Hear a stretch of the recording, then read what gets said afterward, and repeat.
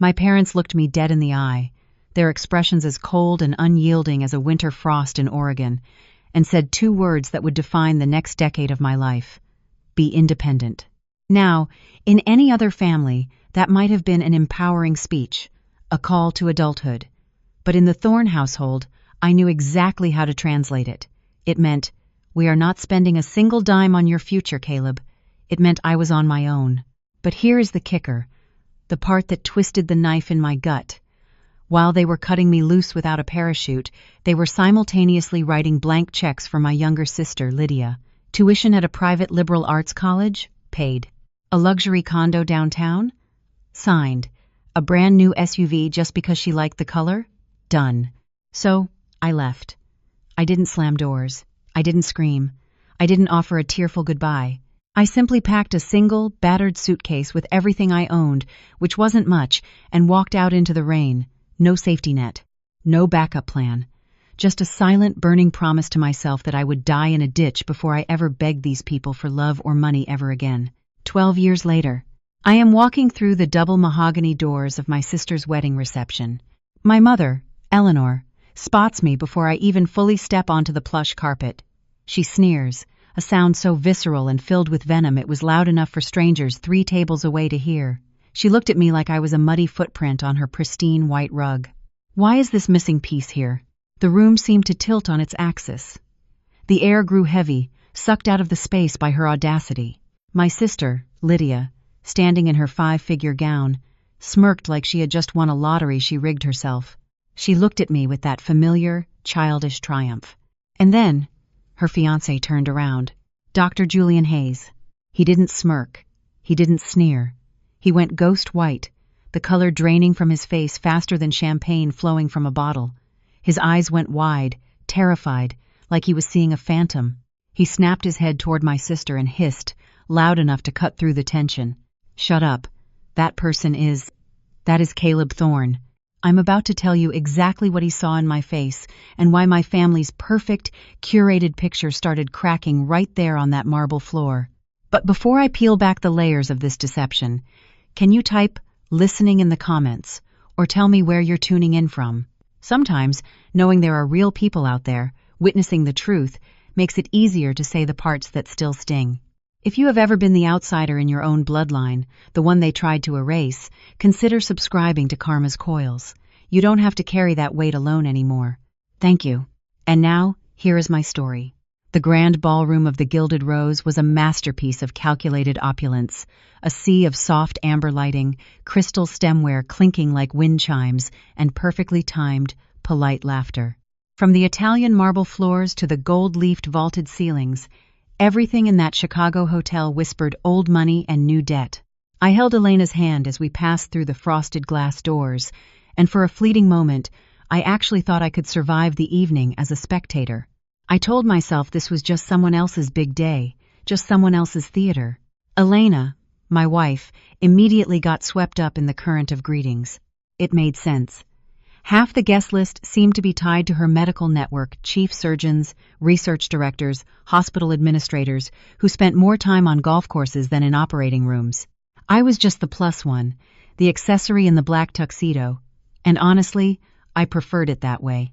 I offered the requisite polite smiles, stood quietly beside her like a loyal guard dog while she exchanged air kisses, and nodded along to discussions about clinical trial funding that I had no interest in pretending to follow. I have never been the kind of guy who fits neatly into these kinds of rooms. Even now, with my own name on building deeds and patent filings, I still feel like an imposter in the court of Marie Antoinette. The air in there felt thin, recycled, and heavy with the scent of expensive perfume and judgment. I excused myself after 10 minutes, whispering a quick apology to Elena. I headed toward the restrooms, not because I needed to go, but because I needed to breathe. I was hoping to stretch the break just long enough for the cocktail hour to roll into the dinner service, where I could bury myself in a steak and avoid conversation. As I stepped out of the heavy double doors and into the corridor, the sounds of the party softened instantly. The chaotic hum of the ballroom was replaced by the low, steady drone of the hotel's HVAC system. The hush was a relief, a physical unclenching of my shoulders. But the quiet didn't last. Why is this missing piece here? 5 words. That was all it took to shatter the peace. I stopped mid-step. My lungs seized, freezing the air inside them. I hadn't heard that voice in nearly 12 years, but my body remembered it before my brain could even process the data. It was a visceral reaction, like touching a hot stove you forgot was on. I turned slowly, pivoting on my heel.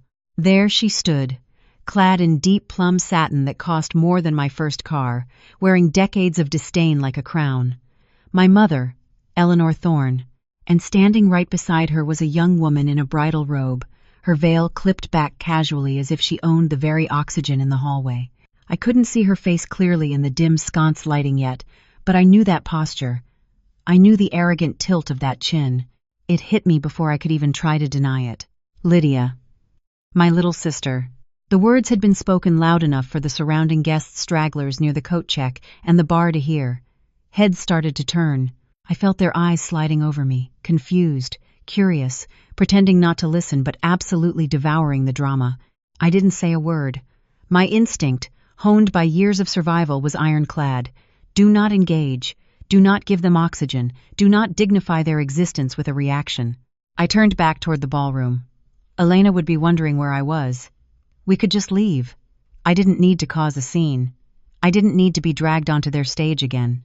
But then I heard it, the sharp, aggressive times, click-clack times of heels chasing after me on the marble. A hand clamped onto my wrist, digging in with fingernails too sharp to be accidental. "Stand still," my mother hissed, her voice dropping to a dangerous register. Even leftovers should know better than to sneak into a high-class event. I turned, and for the first time in 12 years, I looked my mother directly in the eyes. They were colder than I remembered, devoid of any warmth or recognition, just two chips of flint ready to strike a spark. And just behind her, the bride stepped into the pool of light. Her face came into full view. Lydia. 12 years vanished in a blink. The little girl I used to protect from thunderstorms was gone. In her place stood a stranger in white lace, looking at me with the same sneer she'd learned from our mother. I realized then that I wasn't just crashing a wedding. I was standing in the middle of an ambush. Lydia didn't waste a second. "This man isn't supposed to be here," she announced, her voice pitched high and sharp, designed to cut through the ambient jazz spilling faintly from the ballroom. She wasn't speaking to me. She was performing for the audience gathering around us. He wasn't invited. I don't know how he got past security. I stood still, letting go of my wrist but not stepping back. My mother nodded, pursing her lips like a judge confirming a death sentence. "This is disgraceful," Eleanor added, smoothing her satin dress as if my mere presence had wrinkled it. "He has always found a way to ruin important moments. It's pathological." Guests began to murmur. I heard the whispers ripple through the small crowd. "Who is he? Is that the brother?" I thought he was in rehab. They spoke softly enough to pretend they weren't involved, but loud enough to sting. I could have explained. I could have pulled out my phone and shown them the digital invitation. I could have told them that my name was on the guest list under Sterling Thorne, that Elena had the official invite, that I had walked in through the same gold-plated doors as everyone else. But none of that mattered. Not here. Not with them. They weren't really accusing me of trespassing. They were executing a script. They wanted a reaction. They wanted me to yell, to defend myself, to get angry so they could play the injured party. So they could look around with wide, tearful eyes and say, "See? See how difficult he is? See why we had to cut him off?" I didn't bite. I kept my face blank, my hands loose at my sides. "I didn't sneak in," I said, my voice low and steady, a stark contrast to Lydia's shrill accusation. "And I'm not here to ruin anything. You're breathing, aren't you?" Lydia scoffed, crossing her arms over her chest, crushing the delicate lace of her bodice. "That's usually enough to ruin the mood." My mother stepped closer, invading my personal space. She smelled of expensive lilies and old bitterness. "Look at you," she whispered, her eyes raking over my tuxedo. "Rented, I assume? Or did you steal it? You always were good at taking things that didn't belong to you." The accusation was so absurd, so detached from reality, that I almost laughed. But I didn't. Instead, I let my mind drift back. I let the present fade for a second, retreating to the last time I heard the phrase "missing piece." It wasn't in a luxury hotel hallway. It was in a cramped kitchen in Oak Haven, Oregon. I was 18, a senior in high school, sitting at a scratched wooden table that wobbled every time someone leaned on it. My father, Richard Thorne, had just finished his usual sermon about legacy and image and family duty. I had made the mistake of asking if I could apply to the state university, just the state school, nothing fancy with some help on tuition. He had leaned back in his chair, folded his arms across his chest, and looked at me with a mixture of pity and disgust. "You want us to pay for that?" he had asked, as if I had suggested we burn money for warmth. "No," I had stammered. "Just help. A loan. You want independence, Caleb? Then be independent." My mother hadn't argued. She just sipped her coffee, staring out the window at the rain, and muttered, "A broken cog in the machine only drags everything down. You're the missing piece, Caleb. Missing because you don't fit."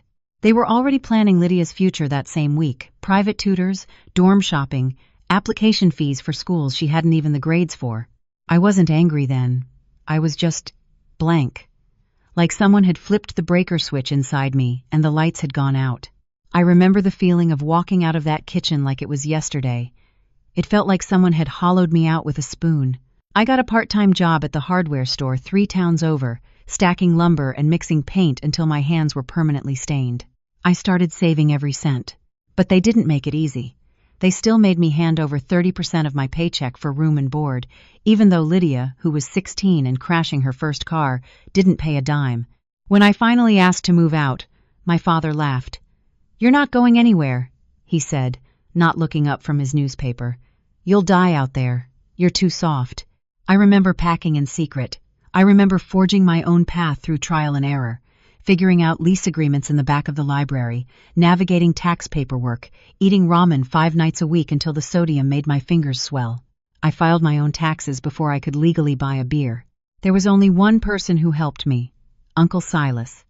He wasn't really my uncle, just a distant cousin of my father's who lived in a trailer on the edge of town, but he was the only decent man in Oakhaven. He co-signed my first apartment lease when my credit score was non-existent. "Something ain't right in that house, kid," Silas had told me one night, handing me a plate of venison stew. "You get out. You stay out." He never said more. He didn't need to. But before I left, I did something that seemed paranoid at the time. I recorded everything. Not out of revenge, but out of survival.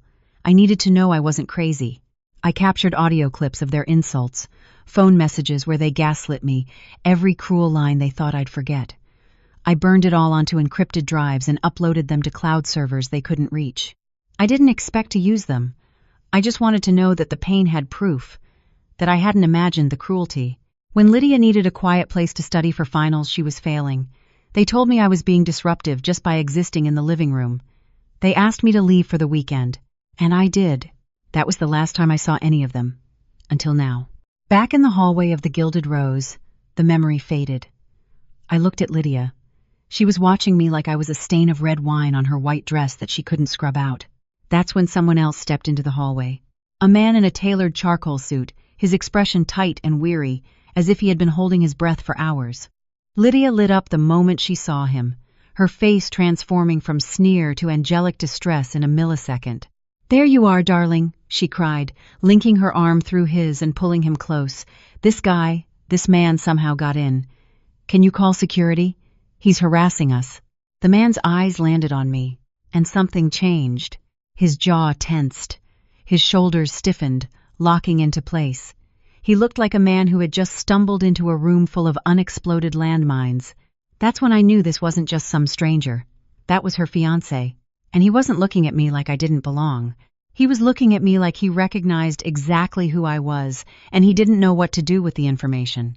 Dr. Julian Hayes looked from me to Lydia, then to Eleanor, and back to me again. His jaw moved slightly, grinding side to side, as if he were chewing on a thought that tasted like ash. He stepped forward, lowering his voice just enough that it still carried, but not enough to make it a scene. "What is going on here?" Lydia jumped in like a contestant on a game show, buzzing in too early. "He wasn't invited. He just showed up out of nowhere to ruin my day. You know who he is, don't you?" she continued, laughing nervously.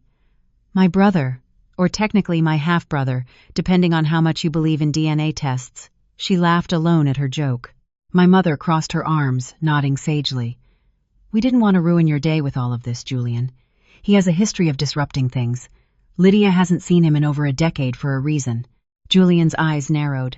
He didn't look at them. He kept his gaze fixed on me.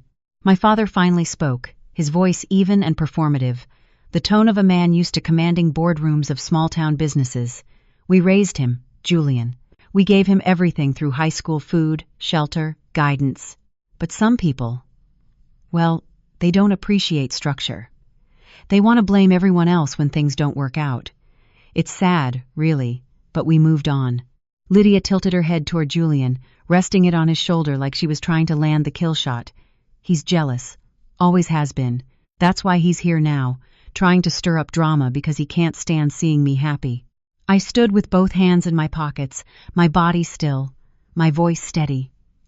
I didn't let their rewrite of history shake me. I'm not here for drama, I said. My wife was invited. I came with her. That's it.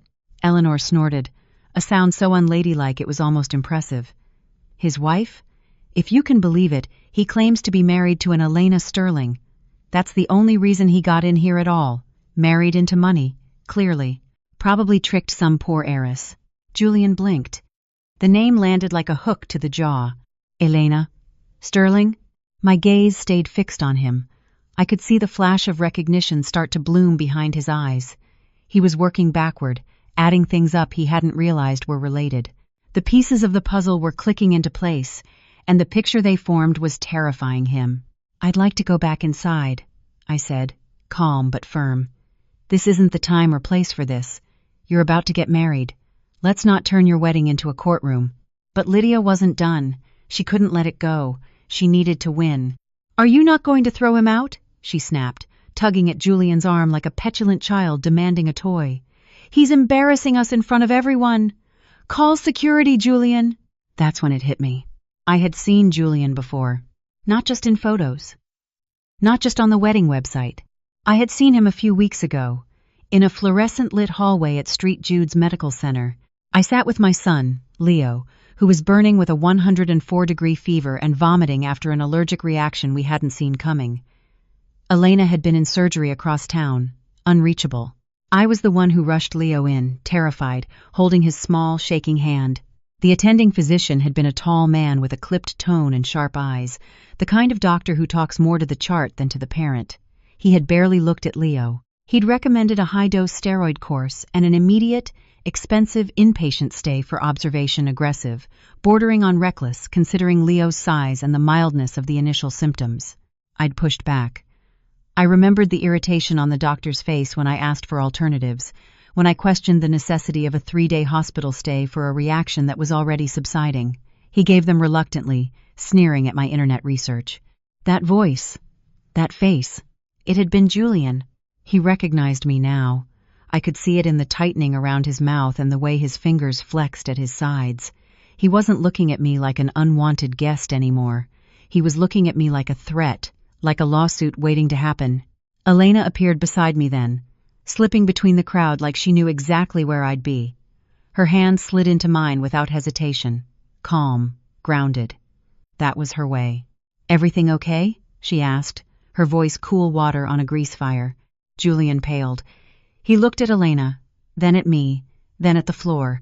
Lydia stepped back in, oblivious to the shift in energy. Finally, she said, eyes rolling toward Elena.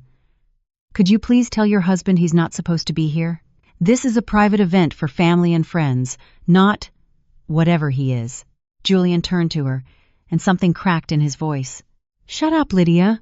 The silence that followed was absolute. What? Lydia gasped. Shut up, Julian repeated, louder now, his voice trembling. This person is Caleb Thorne. He finished, looking at his future in-laws with wide, panicked eyes. And he's not just anyone. He's the co-founder of Nexus Dynamics, which is currently in a multi-year partnership with the Sterling Medical Group. The air thickened, turning into molasses. Conversations around us quieted completely. The people near the check-in table turned to look, abandoning all pretense of privacy. One of the wedding planners edged closer, pretending to adjust a massive floral arrangement of white hydrangeas, but clearly trying to assess if a brawl was about to unfold. Lydia's mouth opened, then closed like a fish on dry land.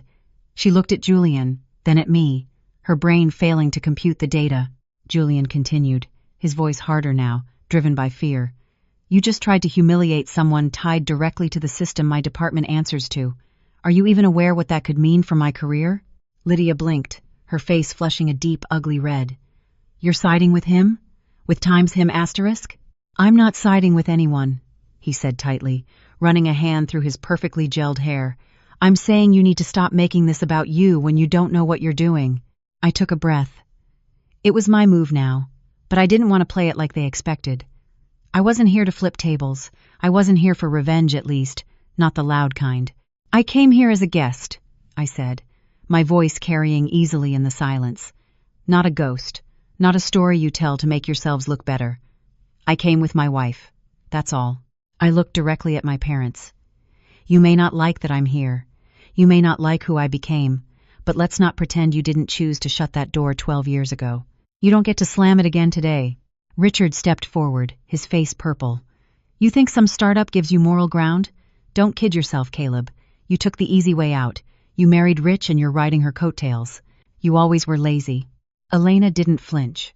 She squeezed my hand, a silent signal of support. That's interesting, she said lightly, her tone conversational but deadly. Because when Caleb and I met, he was already paying off his second degree while working full-time as a lead developer. I didn't even know his last name for the first 3 months. And for the record, Nexus Dynamics isn't a startup. It's the reason your hospital's billing system runs at all. The confidence in her voice wasn't cold. It was composed, professional. It was the way she spoke to hospital boards when reminding them who held the power of veto. He's not writing anything, she added, her eyes locking onto my mother's. He built from scratch what most people inherit, and he did it without a safety net. There were a few nods around us now, quiet ones, the kind that say, times I'm watching, and I see you, asterisk. Julian shifted again. His suit looked tighter now, like it was starting to choke him. He cleared his throat, desperate to change the subject. You said you came with Elena, he said to me, trying to sound collegial. You work together, in a way? We co-manage our foundation's tech branch, I replied, keeping my eyes on him. Nexus Dynamics works with Sterling Medical on predictive analytics. We're also advising on compliance restructuring, especially around billing protocols and diagnostic ethics. I didn't look at him directly as I said that last part, but I saw his jaw tighten in my peripheral vision. That wasn't just discomfort. That was fear. You know, I continued, we've had concerns about certain prescribing patterns in the ER. The review teams flagged a few cases for internal audit. Nothing public yet, but patterns emerge when you look at the data. Lydia opened her mouth, probably to jump in and defend her perfect fiancé, but Elena was faster. There's no need to turn this into anything bigger, she said, her voice smooth. We're here to celebrate, not escalate. But we do have boundaries, and I don't think my husband deserves to be called missing at his own sister's wedding. The room didn't explode. It deflated like a balloon pricked by a fine pin. The energy shifted, but no one wanted to be the first to say it out loud. And then Julian said something that made my spine stiffen. Leo's okay, right? He tried to say it quietly, but not quiet enough. My head snapped toward him. He knew my son's name. He remembered. My silence was confirmation. I was on rotation that day, he added quickly, sweating now. ER was overloaded. Triage was a nightmare. You didn't recognize me, I said. Or you did, but you didn't want to ask. He swallowed hard. I recommended standard protocol. You recommended aggressive inpatient treatment for a 6-year-old with a mild reaction, I said evenly. And you didn't ask if he had a medical history. You just saw a billing code. The silence was colder now. Around us, the weight of too many unspoken truths began to press down.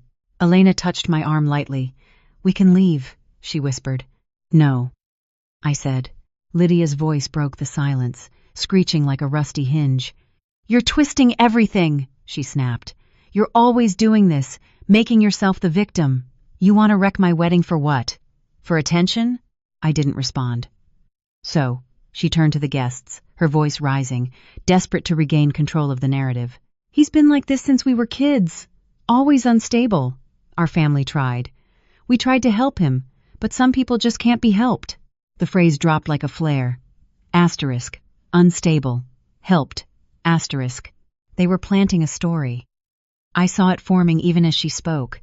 The troubled brother, the long-absent son, the wild card who always ruins things. She wanted Julian to back her up, to call me unfit, to validate her version in front of witnesses. And if he did that, if a doctor validated her claim, I'd either have to reveal what I had or walk away looking like exactly what they wanted me to be. Unhinged, dangerous, the problem child back to burn the house down. They didn't know what I'd brought with me, but I knew now they were going to find out. There was a split second where I thought she might stop herself. Lydia's hand hovered, trembling just inches from Julian's phone, which he held loosely in his hand.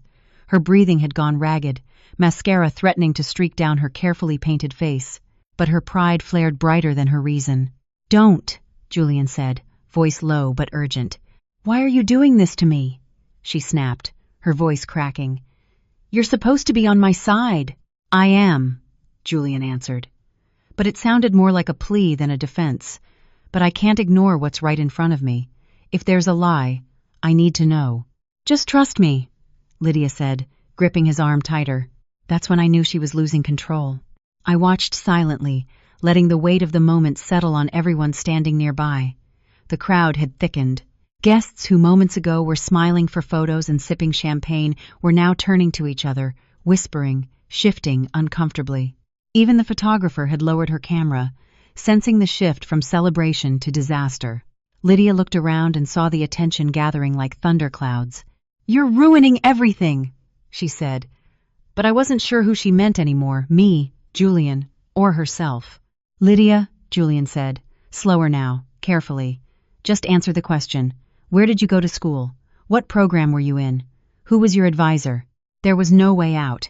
He'd given her a way to clear this up publicly, simply. All she had to do was speak the truth.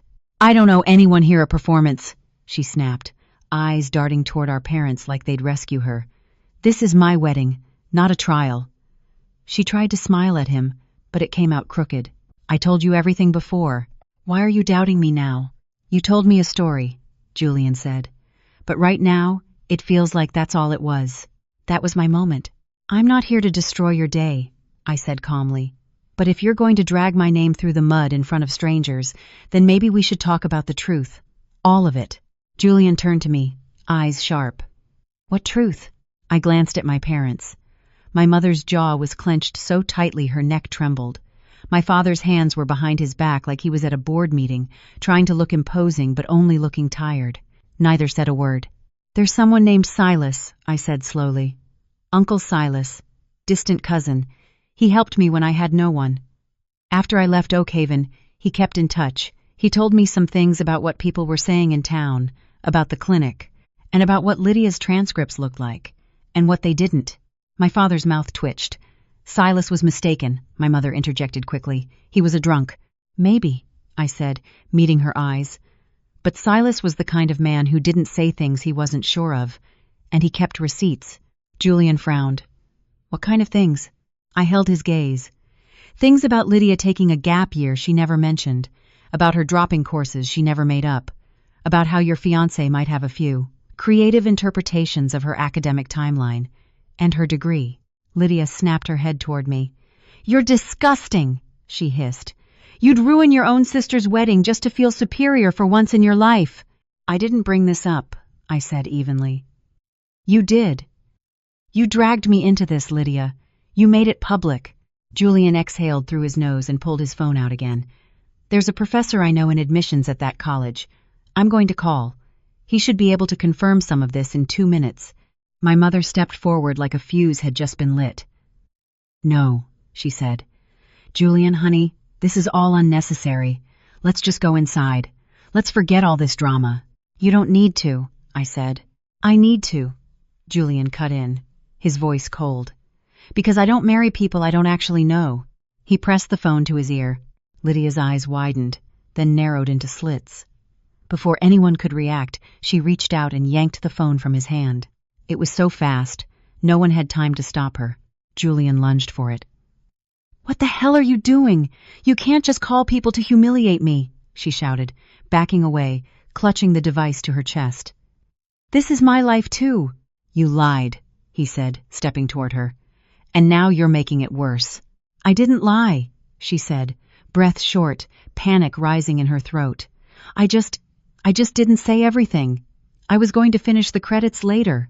That's not a crime, my mother said quickly. No, I said quietly, but it might be the reason everything's about to fall apart. Lydia stared at me with something close to pure hatred, and then, without a word, she threw the phone to the marble floor and stomped on it. Once, twice. The crack of glass echoed through the air like a gunshot. Everyone froze. The silence after the phone shattered was thicker than any scream. A ring of guests surrounded us now, murmurs swelling into tension. I saw phones starting to record. Somewhere near the ballroom entrance, a violinist had stopped playing mid-note. Lydia, Julian said, his voice colder now, devoid of affection. What the hell did you just do? She looked down at the remains of the phone like she couldn't believe her own feet had done that. The screen was spiderwebbed, the casing bent. I couldn't let you call, she whispered, then louder, desperate. I couldn't let you ruin this. It's just a piece of paper, Julian. It doesn't change who I am. I wasn't ruining anything, Julian said, stepping forward. I was trying to protect myself. And maybe you too.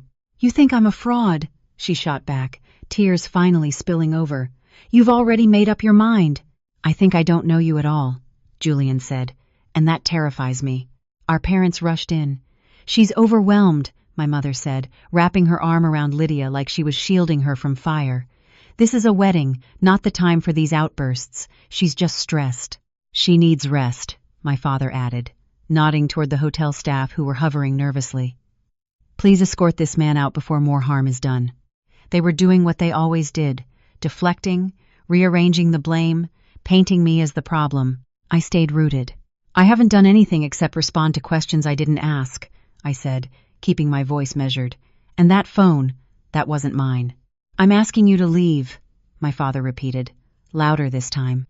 Because the truth got a little too close? I asked. Because she couldn't answer a basic question about her own life? You've been poisoning this family for years, my mother snapped. We gave you everything and you threw it away. Now you come here to take more. I haven't asked for anything, I said. Not a cent, not a second chance. I came because my wife asked me to be by her side. And right on cue, Elena appeared beside me again. Her face unreadable, her posture calm as stone. What's happening here? She asked Julian directly. He opened his mouth, but what came out wasn't about Lydia. I can't trust him, Julian said, pointing a shaking finger at me. He's not who he says he is. I've seen him before. My jaw tensed. Elena narrowed her eyes. Where? At the hospital, Julian said. He came in with his kid, Leo. I remember. There was a disagreement over treatment. You diagnosed him without reviewing the full labs, I said, ice slipping into my tone. You refused standard protocols, Julian replied, sounding defensive. I questioned a decision that could have caused irreversible damage, I said. There's a difference. Now, everyone was listening even closer. You shouldn't be here, Julian said. You're a liability. That's rich, I said, coming from someone with 3 pending complaints in the billing department. Julian flinched as if I'd slapped him. What? My mother asked, eyes darting between us. I didn't say anything before, I added, because I didn't want to be the one who turned a family celebration into a scandal. But if we're talking liability, maybe you should check with the Sterling Compliance Office. They've had some concerns about overbilling in certain departments. Names might sound familiar. That landed like a brick. The wedding planner appeared suddenly, flanked by 2 hotel security staff in dark suits. I'm sorry, she said gently but firmly. We need to ask all parties to either return to the ballroom or step outside. This is beginning to disturb other guests. Julian looked at Lydia, then at me. You did this, he said, voice low. No, I said. You all did. I just stopped pretending not to notice. Elena turned to me. We should go. Yeah, I said. We should. My parents were still trying to salvage something, speaking in hushed tones to the planner, trying to control the optics. I stepped close enough for them to hear one last thing before I walked out. If you continue dragging my name through the mud, I said, my voice low enough only for them, I won't just defend myself. I'll protect my family, and I have more than enough truth to do it. I didn't mention recordings. I didn't mention the files stored safely in 3 separate encrypted drives, but the look on my father's face said he remembered. He knew. As we walked away, Elena's phone buzzed in her hand. She glanced down at the screen, then showed it to me. It was a message from the Sterling Compliance Department. Dr. Julian Hayes' name had come up again. They were reopening an inquiry. I didn't smile, but I knew this wasn't over. It was just finally beginning.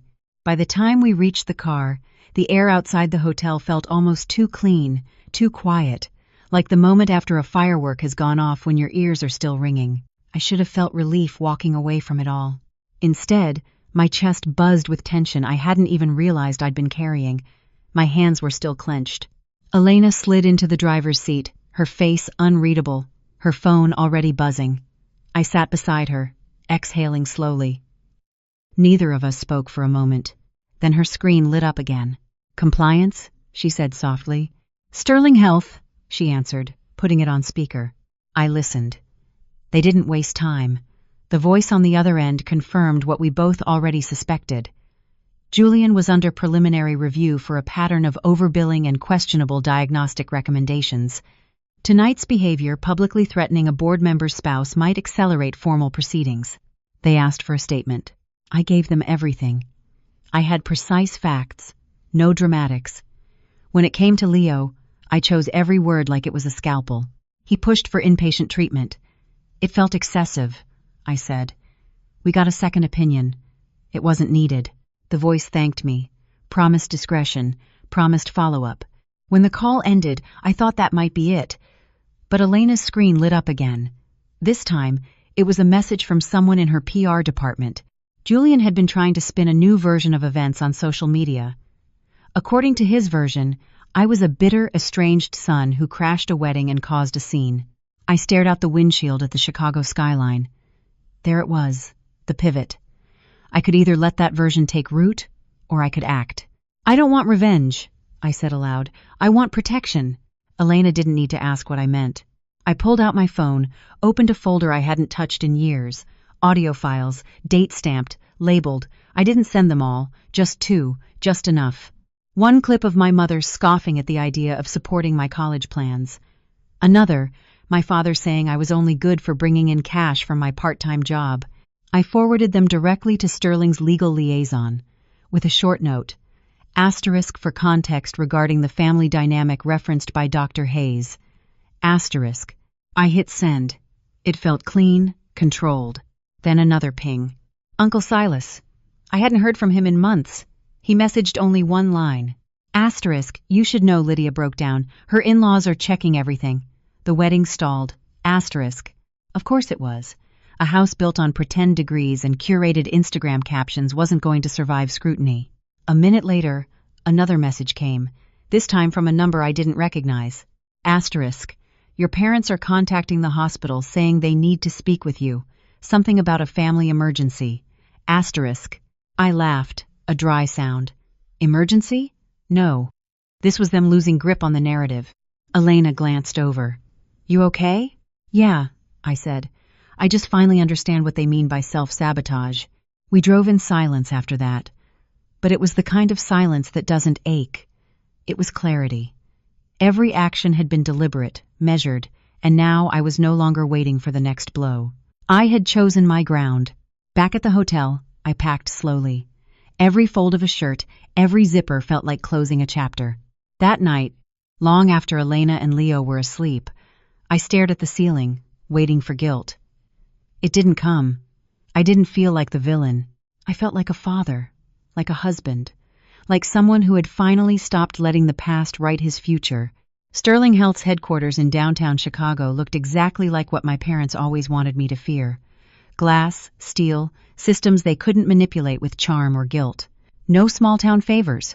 No knowing someone's cousin to get a permit approved. Just protocol. Just cold, hard facts. They showed up the next morning. Security notified me they were in the lobby, claiming emergency access to see their son. Apparently, they thought that word alone was a skeleton key that would unlock any door. When it didn't, when the receptionist politely asked them to wait, they became loud. Loud enough that corporate relations was notified. I agreed to meet, but on my terms. We met in a side conference room on the ground floor with a witness from HR present. Not legal, not a trap, just boundaries. A witness meant they couldn't lie about what was said later. My mother looked older. Not sick, not fragile, just faded. Like a watercolor painting left out in the sun too long. My father looked annoyed at the inconvenience, as if I'd scheduled this meeting just to spite him, rather than him barging into my place of work. "Caleb," she began, her voice lined with sugar and smoke, the tone she used when she wanted something. "We didn't raise you to be cold. You didn't raise me to be anything," I said, sitting across from them, hands folded on the table. "You trained me to disappear." They blinked. "We gave you everything," my father snapped, unable to help himself. "Food on the table, clothes on your back. Except belief," I said. "Except space. Except the same shot you gave Lydia. She needed it, and I didn't. That was the calculation, wasn't it?" Silence. I took out a sealed envelope. Inside were transcripts from 2 voicemails, the ones where they mocked my ambition, and a summary of their financial cutoffs from 12 years ago. I slid it across the table. "Not to blackmail," I said. "To remind." My father stared at the envelope but didn't touch it. "You don't get to call me out of nowhere and demand a seat back at the table," I continued. "Especially not while trying to ruin my name to cover your own mess. Julian is under investigation because of his own actions, not mine. Lydia is in trouble because of her own lies, not mine." My mother started to tear up, but the performance was tired now. Stale. I had seen this play too many times. "This isn't about revenge," I added, standing up. "It's about closure. For me. For my family. And my family isn't you anymore." When I left that room, I didn't look back. I didn't wait for them to leave first. I just walked out. 3 days later, the official notice came. Dr. Julian Hayes was suspended pending a full investigation. His billing history was under review, flagging irregularities going back 2 years. His conduct during Leo's exam was now part of a formal ethics inquiry. Lydia. Her wedding didn't happen. Julian's family issued a brief, icy statement requesting privacy as they reviewed newly surfaced discrepancies. That was polite code for, "We found out the bride is a fraud." Word traveled fast in Oakhaven. It always does in small towns. Clients stopped coming to the Thorne family insurance agency. No one said it was because of me. People are too polite for that to your face, but they all knew. The agency shut its doors within a month, undergoing restructuring. At home, Leo got better.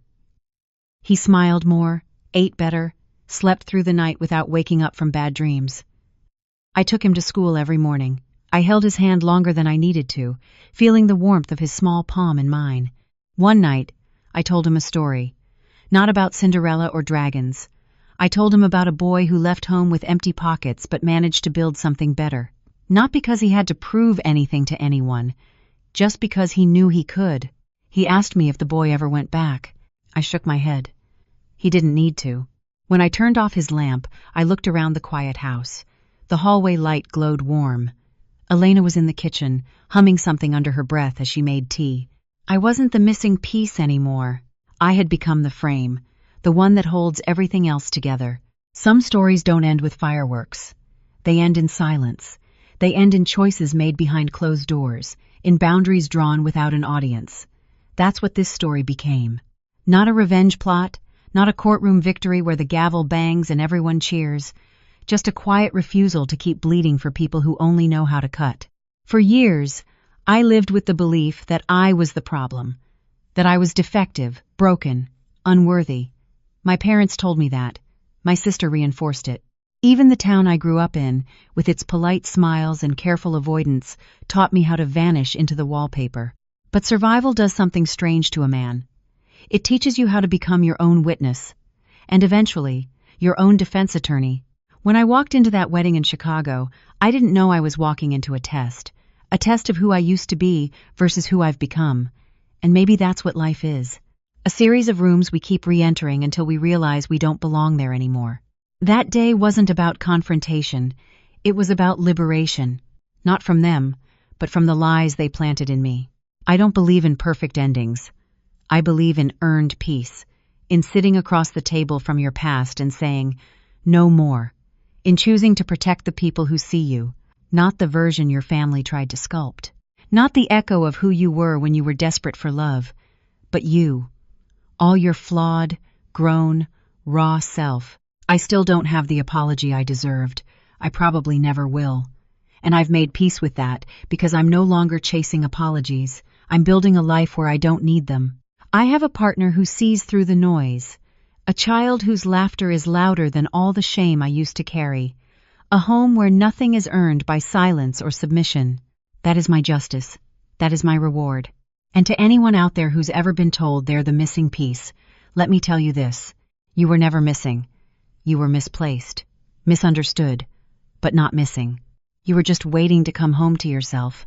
If this story stirred something in you, if it reminded you of a version of yourself you've buried or a fight you've been too exhausted to pick, then I hope you stay. There are more stories like this, more truths to unpack, more paths to reclaim. So, if you want to walk this journey with me, if you want to keep peeling back the layers and finding the kind of honesty that doesn't need to scream to be heard, subscribe to Karma's Coils. Follow along. There's more to come. And I promise, whatever story we explore next, we'll tell it the way it deserves to be told. Your truth is not too loud, your pain is not too much, and you are not alone. Let's keep going. Subscribe now. And if you're still reading this, still with me after all these pages, all these wounds peeled back and truths laid bare, then maybe you see yourself here, too. Maybe you've been the outsider at your own family table. Maybe you've carried the weight of a childhood that never let you breathe. Maybe you've had to start from nothing, not just once, but over and over again because the people who should have loved you only knew how to rewrite the story with themselves as the victims. I see you, and I hope more than anything that this story reminded you of one thing. You don't owe anyone your silence just because they call themselves family. You don't have to keep performing loyalty for people who never earned it. You get to draw a line. You get to say enough. You get to choose your own peace, your own people, your own path forward. This isn't just a story about one broken family. It's a story about reclaiming voice, memory, and dignity, about no longer shrinking to fit the narrative someone else wrote for you.